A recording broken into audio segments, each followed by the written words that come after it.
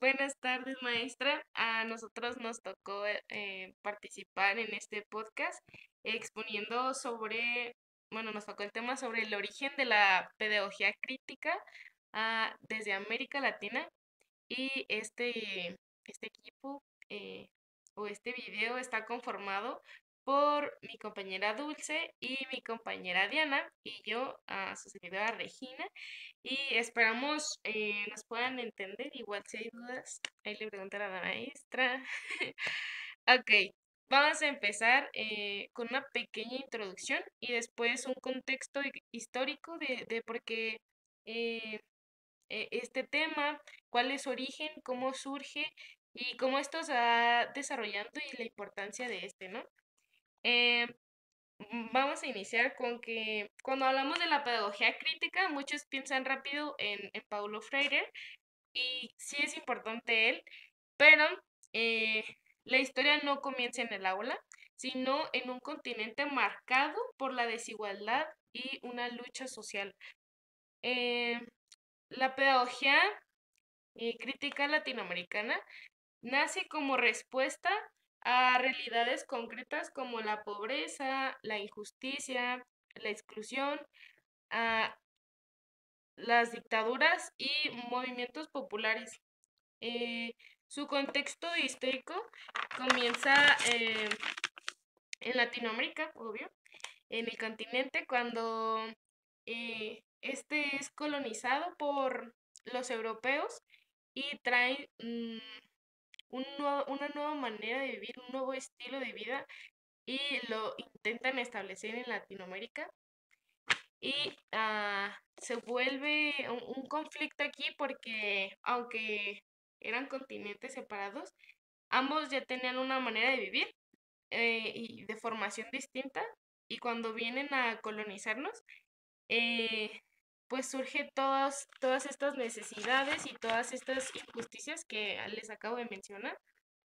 Eh, a raíz de todo esto, surge el poder, un poder regido por un sistema educativo que estaba pensado en generar personas que solo piensen, no, que solo obedezcan, perdón, que solo obedezcan, y cualquier instrucción que se le dé, pues esa sí o sí tiene que obedecer, sin importarle, pues, otros asuntos de un individuo, ¿no? Y pues sí, pensaban en tener personas que obedezcan para ayudar al pueblo, para ayudar y estar generando recursos, ayudar a la economía, pero no tanto en que sea una persona holística, una persona íntegra, alguien completo en todas sus fases, ¿no?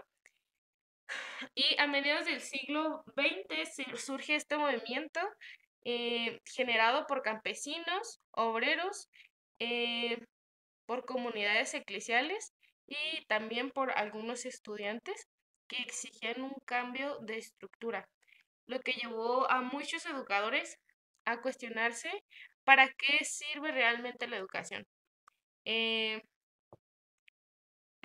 Muchos antes que Paulo Freire ya habían pensado, ah, no, muchos antes que Paulo Freire ya había pensadores que hablaban de una liberación, buscaban a un cambio radical, algo que tomara en cuenta pues a la persona, al individuo de manera completa. Buscaban ser libres y no solo obedecer por obedecer, sino un porqué de todo esto. Eh, y bueno, lo demás nos lo van a compartir nuestras compañeras y los dejo con Dianita. Bueno, yo les voy a hablar de dos puntos que son las influencias dentro de este ámbito y las aportaciones que hizo Paulo Freire. Empezando con las influencias, esta se nutre de varias, pero las principales, yo menciono tres, pero las primeras dos son las más importantes, que es la teoría crítica europea y el marxista, que el marxista se basa que es una filosofía que estudia las clases sociales y se pone en contra o lucha contra la explotación o la emancipación. Otra es el movimiento de la educación que comenzó dentro del siglo XIX, siglo XX. Y esto se basa que empiezan los principios de la educación formal dentro de América Latina, y esto se refiere a que es la formación docente. Otro es la personalización, que se basa en los valores humanos y el compromiso cívico dentro del ámbito educativo. Y pues para continuar, yo les voy a comentar 5 aportaciones que hizo Paulo Freire, que siento yo que fueron unas de las más importantes. Que la primera es la educación problematizadora contra la educación bancaria. Esto quiere decir que se propuso una plática o una construcción de diálogo horizontal donde se construye un conocimiento a base de experiencias vividas por los estudiantes. Otra es la alfabetización, que no solamente se dedica a enseñar a leer, enseñarles a leer y a escribir, sino que también que sean capaces de resolver problemas, que sean personas críticas, que sean reflexivas y que sepan desenvolverse. Otra es el universo vocabular, que son conjuntos de palabras o experiencias que se basan, o más bien que las viven los estudiantes y las comunican dentro del ámbito. Otra es la praxis, que son principios pedagógicos, y esto se basa en la práctica y en la teoría para generar nuevos conocimientos. Y por último es el diálogo como herramienta de liberación. Esto se basa en que debe de haber una escucha activa, que debe de haber respeto mutuo y saber construir un conocimiento a base de lo que aportan los estudiantes. Y pues los dejo con mi compañera Dulce, ella ya va a complementar más información. Bueno, yo les voy a hablar sobre la expansión y consolidación. Pues esto surge en los años 70 y 80 con la idea con la idea de que esta pedagogía quería darles a las personas lo que el sistema tradicional les había quitado, que es la capacidad de pensar, de cuestionar, de reflexionar, de resolver problemas. Y entonces es de aquí donde surgen también varios movimientos como las escuelas populares, los programas de alfabetización en zonas rurales. Entonces todas estas ideas de Paulo Freire se expandieron rápidamente por toda América Latina porque conectaban con todas las personas que estaban viviendo en situaciones similares, como ya se comentaba que vivían en situaciones de pobreza, en situaciones de injusticia o de exclusión. Entonces la educación ya no se, con esta pedagogía la educación ya no era simplemente para enseñar a aprender, a escribir o a leer, sino mm, para, para para alzar y expresar su voz y para ser verdaderamente libres y autónomos. Entonces la pedagogía crítica enseña que enseñar no es suficiente, sino busca liberar y transformar y empoderar a las personas.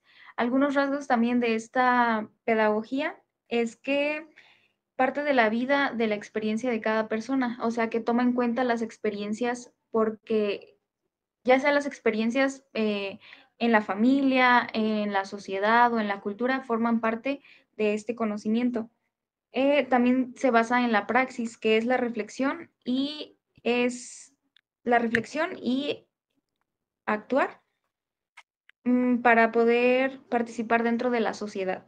También otra cosa que se menciona es que el docente no se ve como una autoridad, sino que se ve como un guía y que también de esta manera no hay como, no por ser el docente es porque sabe más que vale más o sabe más, tampoco por los alumnos, sino que todos merecen el mismo respeto, sí, todos merecen el mismo respeto.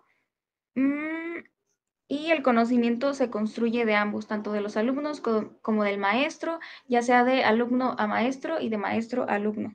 Entonces, sí, eso sería todo. Sí. Y ya pues para concluir nuestro pequeño podcast, queremos dar una breve conclusión sobre este tema. Eh, este, ay, no me acuerdo del, ya. La pedagogía crítica de Latinoamérica buscaba, ay, se me olvidó. Ok, esto, para concluir, eh, buscaba que la educación entendieran su realidad, buscaban un cambio, una revolución, eh, y entendieran su realidad, cuestionaran las injusticias que estaban pasando y, y que participaran activamente en transformar donde vivían, en transformar lo que sabían. Y pues no se buscaba que repitieran algo, no se buscaba que repitieran información y todos iguales, sino formar conciencia en las personas de la situación en la que se encontraban y cómo podrían buscar una solución a esto. Ah, la pedagogía latinoamericana necesitaba que naciera de su propia realidad, necesitaba una educación que naciera de su propio contexto y no una educación importada o desconectada de su gente. Entonces, eh, pues todo lo que ya les comentamos eh, habla de cómo esta nueva pedagogía buscaba conectar con su propia gente y no con algo importado de afuera, sino con lo que ya había, pues generar este cambio aportando a todas las personas. Paulo Freire fue una de las personas que más aportó y que tuvo mayor impacto en muchísimos lugares, como ya lo mencioné mis compañeras. Eh, y sí, se buscaba conciencia de su realidad y actuar en consecuencia de las relaciones de poder, de las estructuras que había. Y quisiéramos concluir con una frase de Paulo Freire que dice, enseñar no es transformar conocimiento, no, otra vez. Enseñar no es transmitir conocimientos, sino crear las posibilidades para su propia construcción. Y con esto finalizamos. Espero haya quedado todo más claro. Y gracias. Adiós. Digan adiós.